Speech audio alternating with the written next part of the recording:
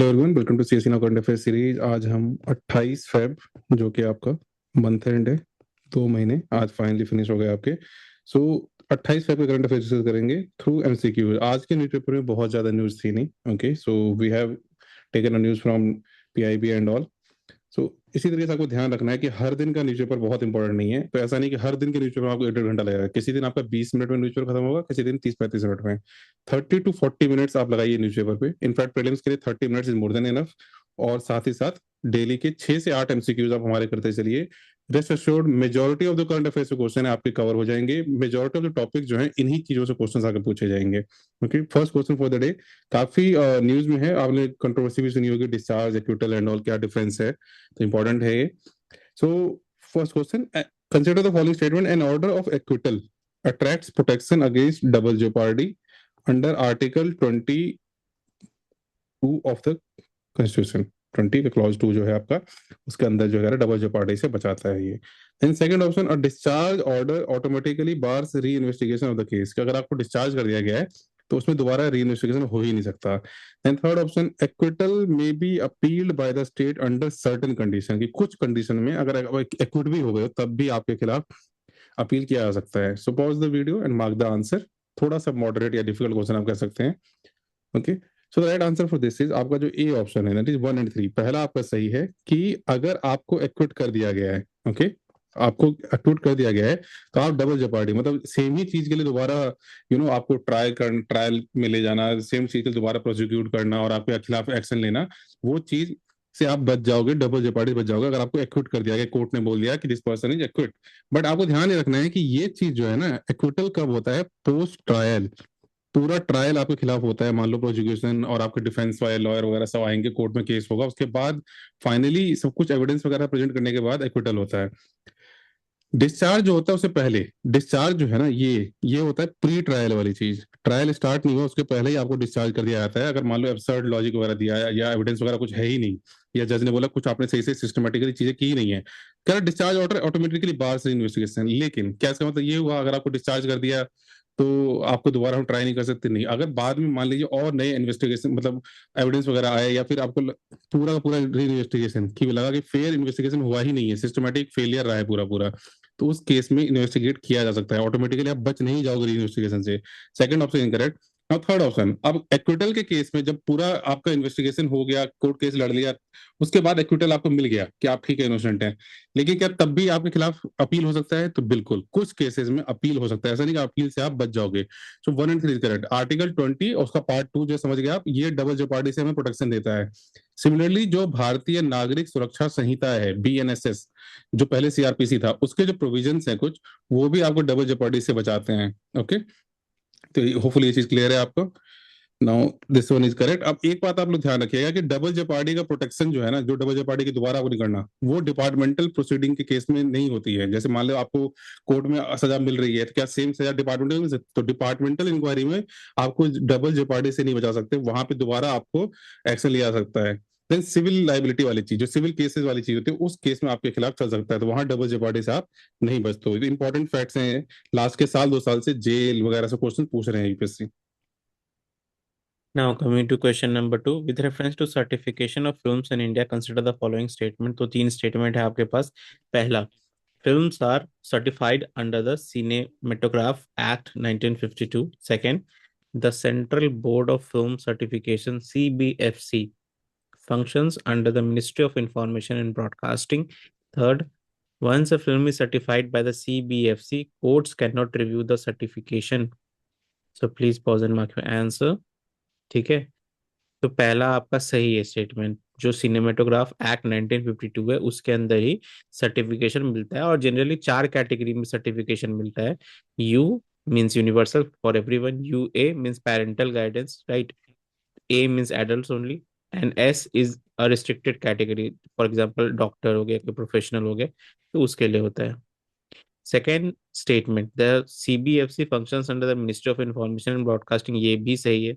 ठीक है, and third, once a film is certified by the CBFC, court cannot review the certification।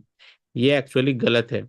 Court can review the certification. और देखो, अभी देखा ही हमने कि जो न्यूज़ भी है वो यही बता रही है कि हाई कोर्ट के डिवीजन बेंच ने रिव्यू किया, परमिट कर दिया release. So the correct answer will be B, 1 and 2 only.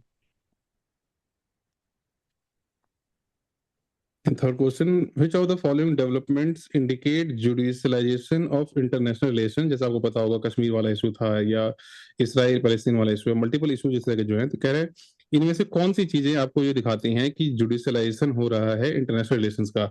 Establishment of international criminal court जो आईसीसी है, then creation of regional courts like African court on human and people's rights, इस तरह के जो regional courts बनाए जा रहे हैं वो।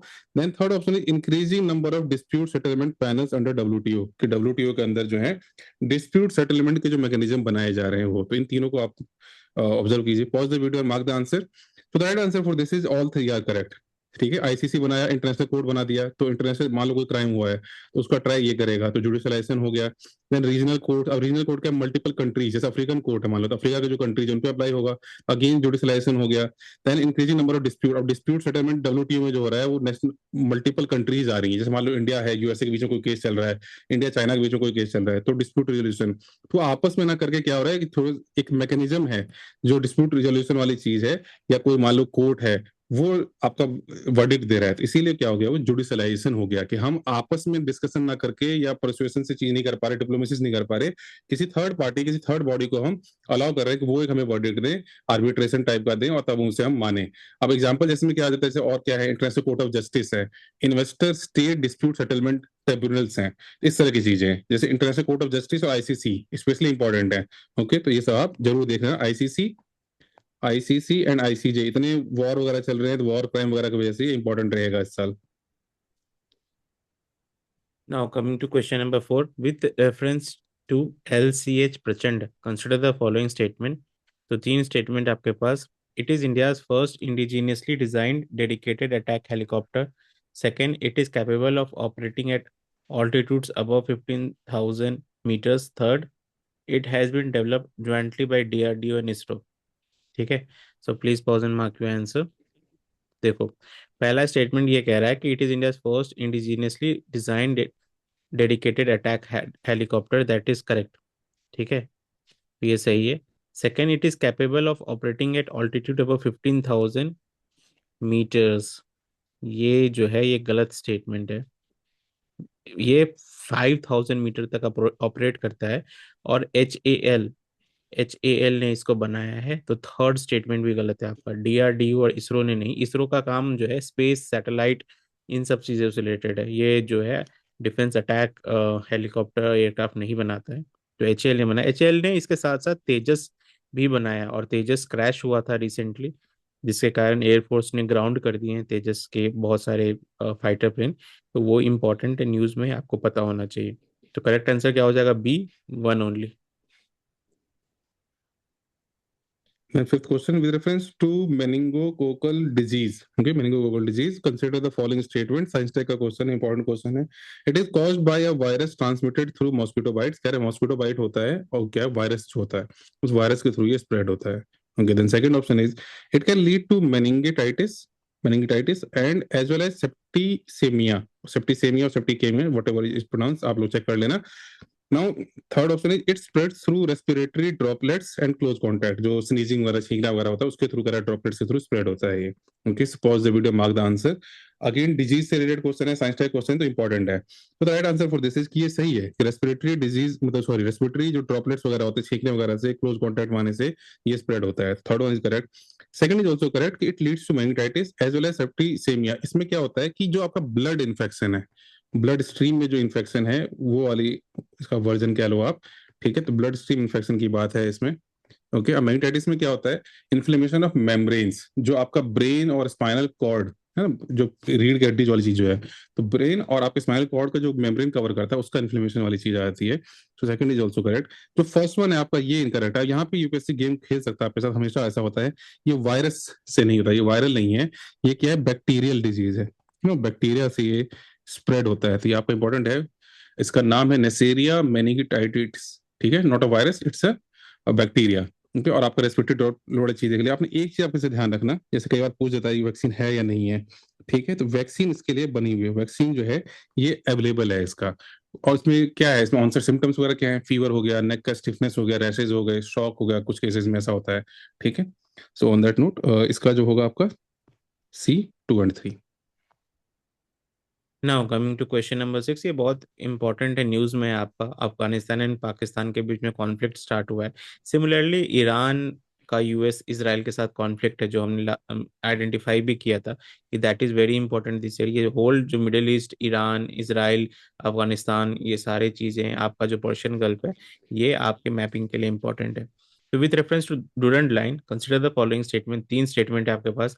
It demarcates the border between Pakistan and Afghanistan. Second, it was drawn in the 19th century during British colonial rule. Third, Afghanistan has consistently recognized it as international boundary. So please pause and mark your answer. ठीक है, तो देखो पहला statement सही है। ये Afghanistan and Pakistan के border को डूरंट लाइन कहते हैं। ब्रिटिशर्स ने बनाया था इसको 1893 में, जब ब्रिटिश इंडिया होती थी वहां पर। तो ब्रिटिश इंडिया और अफगानिस्तान के अमीर अब्दुल रहमान खान के बीच में हुआ था ये। ठीक है, बिकॉज आफ्टर पार्टीशन वो आपका वेस्ट पाकिस्तान बन गया, तो then west Pakistan and Afghanistan के बीच की बॉर्डर कहने जाने लगी।